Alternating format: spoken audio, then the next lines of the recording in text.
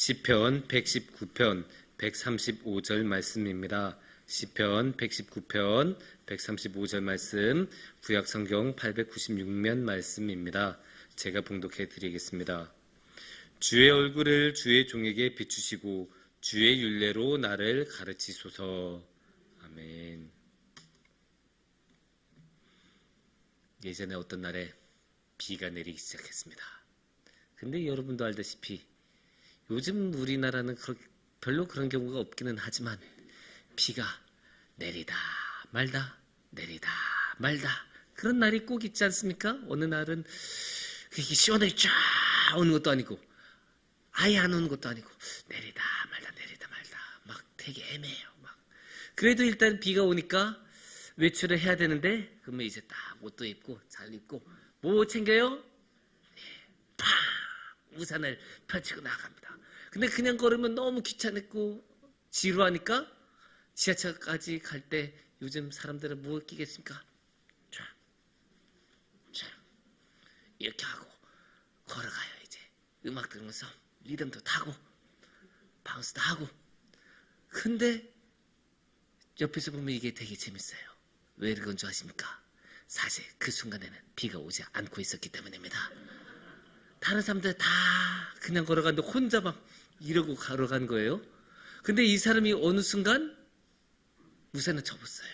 비가 안 온 걸 깨달은 거예요. 어떻게 이 사람은 알았을까요? 이게 사실 쉽지 않거든요. 왜냐? 이게 기가 막혀 있으니까 보통 이제 툭툭툭 소리 나잖아요. 우산에 이 소리 오다가 비가 이제 안 오면 소리가 안 나면 비가 안 오네 하고 보통은 접는데 이게 끼니까 그 소리가 안 들으니까 아무 생각 없이 계속 걸은 거예요. 음악에 심취해서 막 이렇게 걷다가 근데 어느 순간 이 사람이 깨닫고 우산을 딱 접었어요. 어떻게 이 사람은 비가 온다는 것을 깨달을 수 있었을까요? 이 사람은 어느 순간 이렇게 딱 보다 보니까 다른 사람은 우산을 안 쓰고 있네. 이거를 깨달은 거예요. 그래서 뭐지? 하고 딱 이게 보다 비 안 오는구나 하고 딱 접고 이제 걸어가는 거죠. 이게 우리가 일상에서 의외로 자주 볼 수 있는 장면이에요. 자주 경험할 수 있는 거이기도 하고. 그런데 여기서 우리가 뭘 알 수 있습니까? 사람은 의외로 다른 사람의 모습을 보면서 영향을 받는다. 이거를 깨달을 수 있어요. 이거를 조금 어려운 말로 학문적인 용어로 하면 거울 효과라는 말로 표현할 수 있습니다. 물론 거울 효과는 조금 더 깊이 있는 개념이에요. 그냥 우산 쓰니 많이 정도의 수준이 아니고 거울 효과는 뭐냐? 사람이 다른 사람을 봤을 때 거울이 어때요? 거울은 똑같이 행동하죠? 오른손을 들면 똑같이 손 들고 이렇게 하면 똑같이 고개 까닥 이렇게 하지 않습니까? 그게 거울이죠. 그것처럼 우리가 다른 사람 상대방의 얼굴을 봤을 때 그 사람의 표정, 그 사람의 감정을 우리도 비슷하게 한다는 거예요. 그러니까 어떤 사람이 갑자기 이렇게 웃고 있으면 괜히 나도 입꼬리가 올라가요. 어떤 사람이 정말로 슬프게 울고 있으면 나도 거기에 그 감정이 전이가 돼서 펑펑 울기도 해요. 그러니까 우리가 영화 같은 거 봤을 때, 드라마 같은 거 볼 때 우리하고 전혀 상관없는 사람 아니에요. 거기 드라마나 영화에 나온 주인공이 심지어 이 세상에 실존하지 않는 경우가 대부분이잖아요. 그럼에도 불구하고 그 드라마나 영화 속에서 펑펑 주인공이 울고 있으면 우리도 같이 막 정신 못 차리고 울 때가 있잖아요. 그게 왜 그래요? 거울 효과. 비슷하게 똑같이 따라한다. 이게 이렇게 개념으로 생길 정도면 이거는 단순히 어떻게 갑자기 만들거나 가끔 일어난 현상이 아니라 이거는 인간의 아주 고유한 모습이고 어쩌면 인간의 아주 본질적인 뿌릿속까지 깊이 있는 그런 모습이라고 말할 수도 있습니다. 그렇다면 우리는 이렇게 생각해 볼 수 있어요. 인간에게 거울 효과가 그렇게 강력한 본질적인 핵심적인 깊이 있는 그런 모습이라면 신앙을 하는 인간에게도 거울 효과가 나타난다라고 생각할 수 있지 않겠습니까? 당연한 것 아니에요? 신앙도 결국 사람이 하는 건데 그 사람도 신앙을 할 때 똑같이 이 신앙에서도 거울 효과가 나타나지 않겠습니까? 그래서 오늘은 이 거울 효과와 신앙에 대해서 한번 생각해보는 시간을 가졌으면 좋겠습니다. 거울 효과를 볼 때 거울 효과에 따라서 생각을 하면 우리는 어떻게 해야 되겠습니까? 좋은 사람을 따라서 가야겠죠? 이게 일반적으로 사람도 행동을 보면 옆에 있는 사람의 행동을 많이 영향받는다고 하잖아요. 그래서 수많은 용어들, 고사성어들, 이야기들이 있어요. 맹모삼천지교, 맹자가 옆에 있는 사람 계속 따라하니까, 집 근처에 있는 사람 똑같이 행동하니까 맹자의 어머니가 안 되겠다 싶어서 이세를 3번이나 했다, 그런 이야기도 있고, 근묵자흑, 검은 거에 가까이 가면 똑같이 검어진다, 백로야 까마귀인데 가서 놀지 말아라. 아니 어떻게 백로가 어떻게 하기, 까매져요. 까마귀하고 논다고 그럴 리가 없잖아요. 그런데도 불구하고 까매진다고 가지 말라고 해요. 그만큼 행동에 영향받으니까.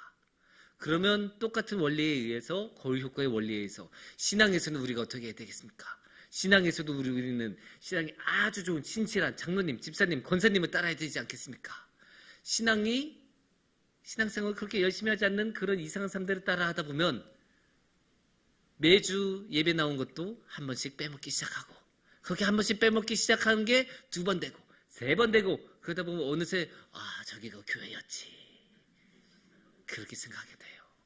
하지만 우리가 신앙이 좋은 그런 분들과 함께, 그분들과 함께 활동하고 그분들을 따라서 그분들을 본으로 삼으면서 살아간다면 우리는 어느새 기도도 더 많이 하고, 쉬는 시간에 그래도 한 번이라도 더 성경 펼쳐보고, 그래도 나쁜 말 험한 말 나오려고 할 때도 그래도 한 번 더 참고, 그런 모습, 그런 생활을 살아갈 수 있지 않겠습니까?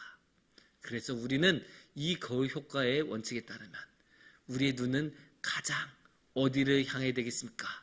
우리가 궁극적으로 가장 따라야 하는 분은, 다 신앙이 좋은 분들 다 좋지만 결국 궁극적으로는 예수님, 하나님이 되어야 할 것입니다. 그래서 우리는 하나님의 얼굴을 보고 하나님의 얼굴에 따라서 하나님을 따라 거울 효과를 받아야 우리가 그만큼 아름다운 신앙, 올바른 신앙, 우리가 하나님과 똑같이 행동하지는 못할지라도 그래도 그나마 조금이라도 더 하나님께서 기뻐하실 만한 모습을 따라 살아가지 않겠습니까?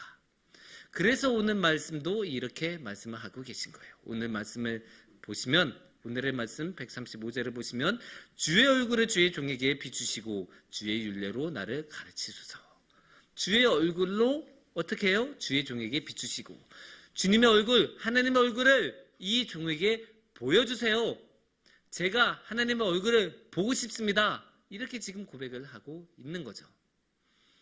물론 이제 시편에서는, 또 성경에서는 주님의 얼굴을 보고 싶다는 말은 주님의 임재를 경험하고 싶다는 말이에요. 그래서 하나님과 만나고 싶다, 하나님과 함께하고 싶다, 그런 말뜻을 가지고 있을 텐데, 근데 우리가 이 거울 효과라는 원리를 입각해서 여기에 대입한다면, 이 말씀에 대입한다면 어떻게 되겠습니까?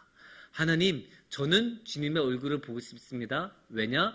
저는 주님을 닮아가고 싶기 때문이에요. 저는 주님처럼 살고 싶기 때문이에요. 주님께서 원하신 대로 살고 싶기 때문이에요. 그러니까 하나님, 제가 이럴 때 어떻게 해야 되는지 보여주세요.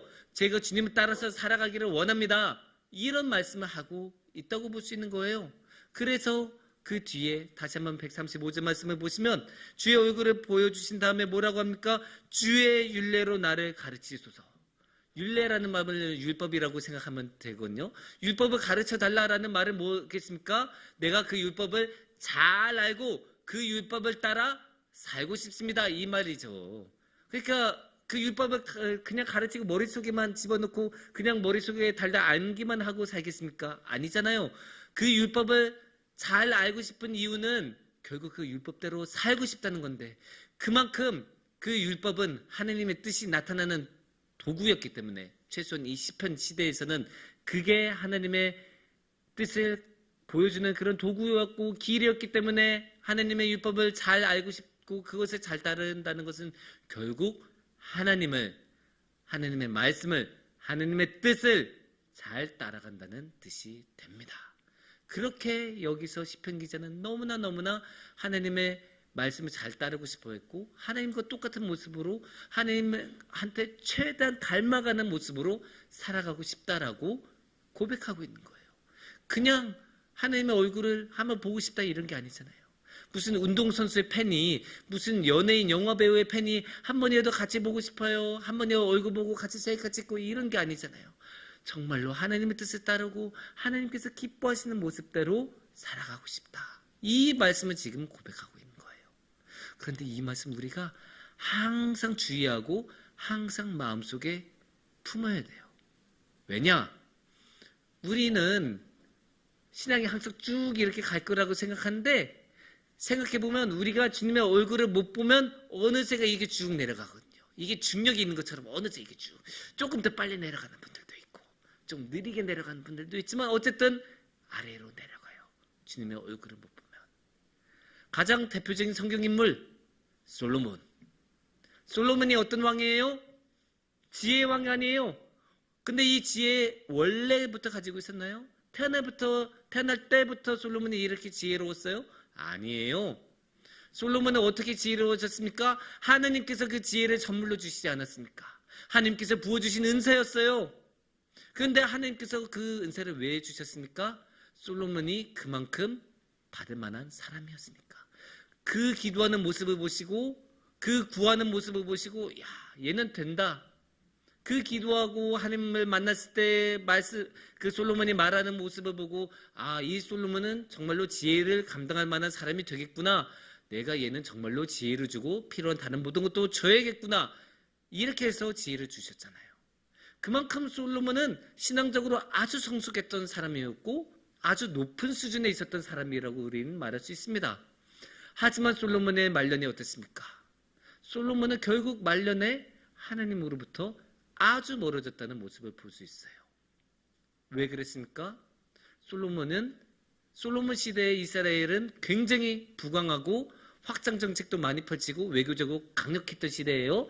그런데 그 외교에서는 옛날에서는 그 고대 시대, 중세 시대 항상 오랜 시절 동안 항상 외교는 어떻게 이루어졌을까요? 결혼 관계를 통해서 이루어졌어요.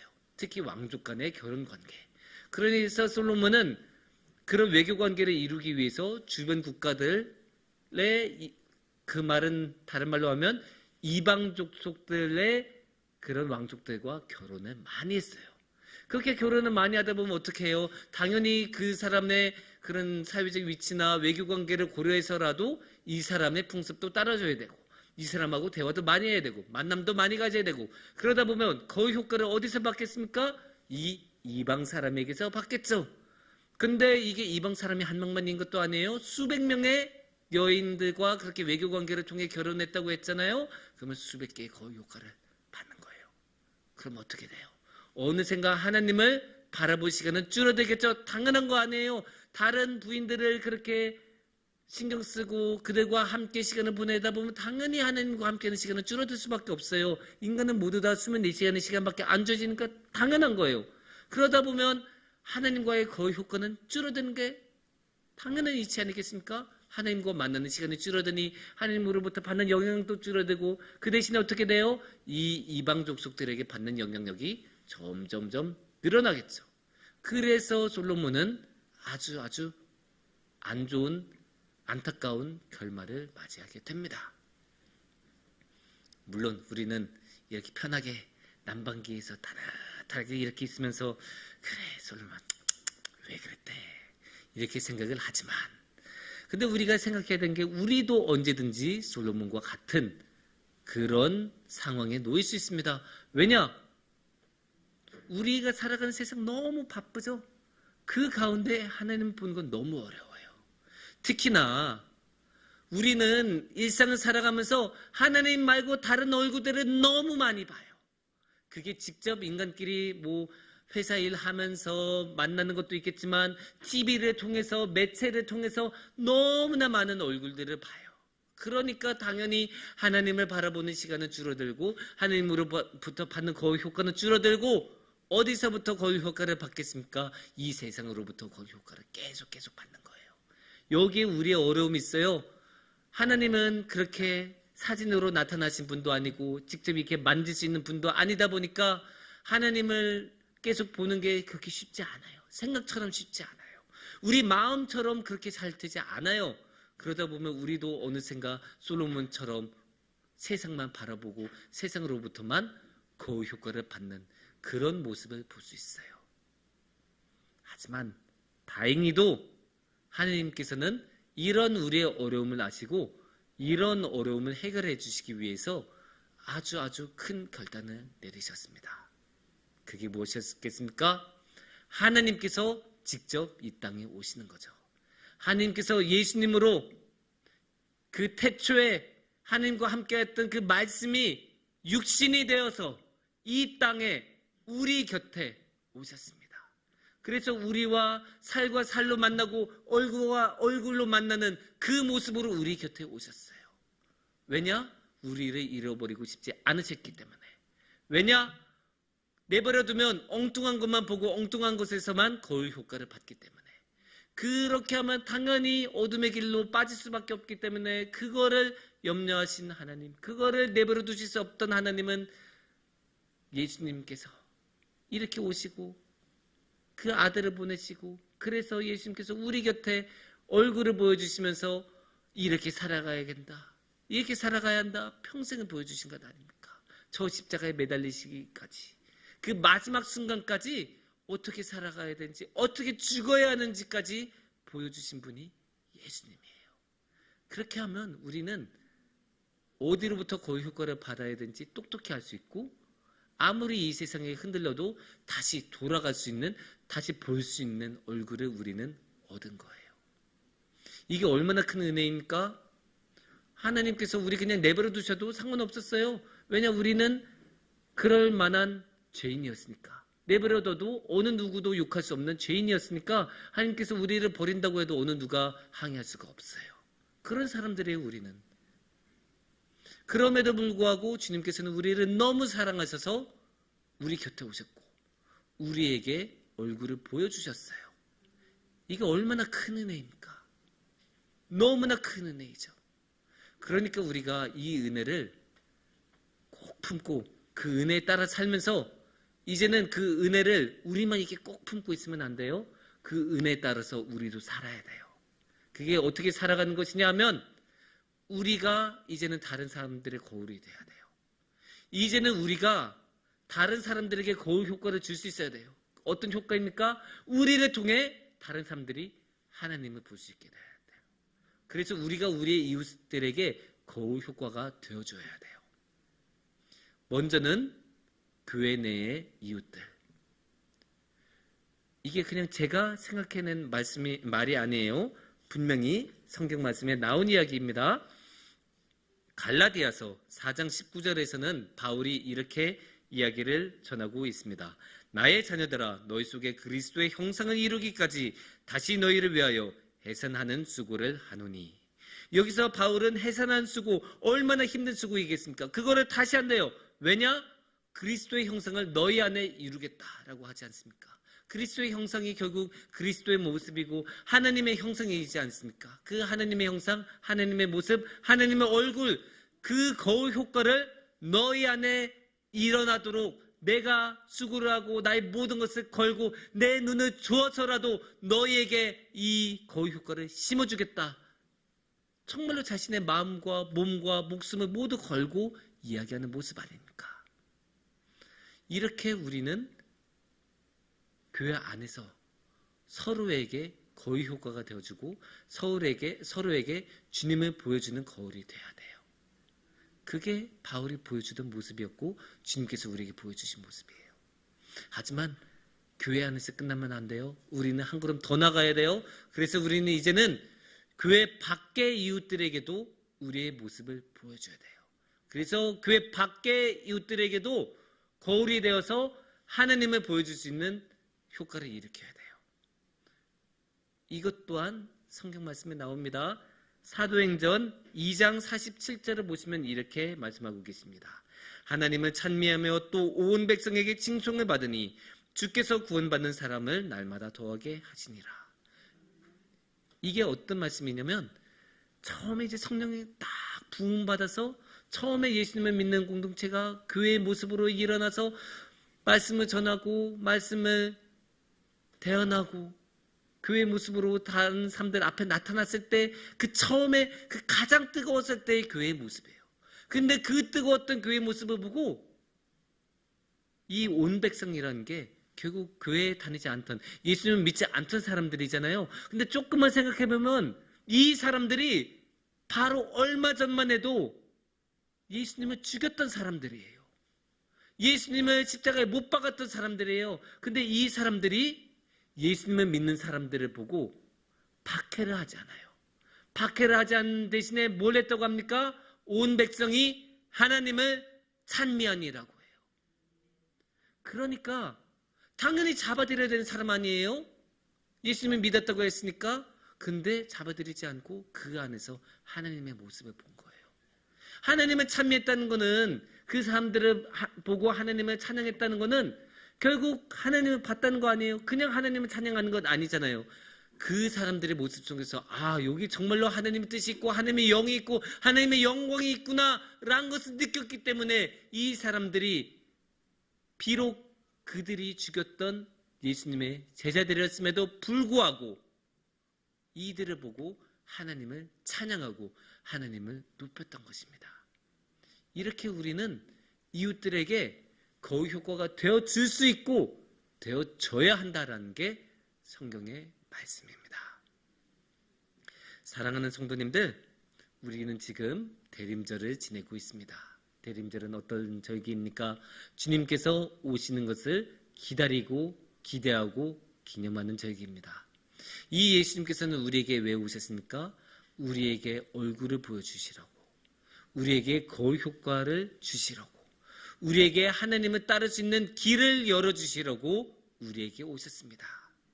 그래서 우리가 주님을 통해 거울 효과를 받고 하나님을 보고 하나님을 따라가고, 그리고 이제는 우리의 이웃들에게, 교회의 이웃들에게, 교회 밖의 이웃들에게 하나님을 보여주는 그러한 거울 효과가 되기를 축원합니다. 함께 기도하겠습니다.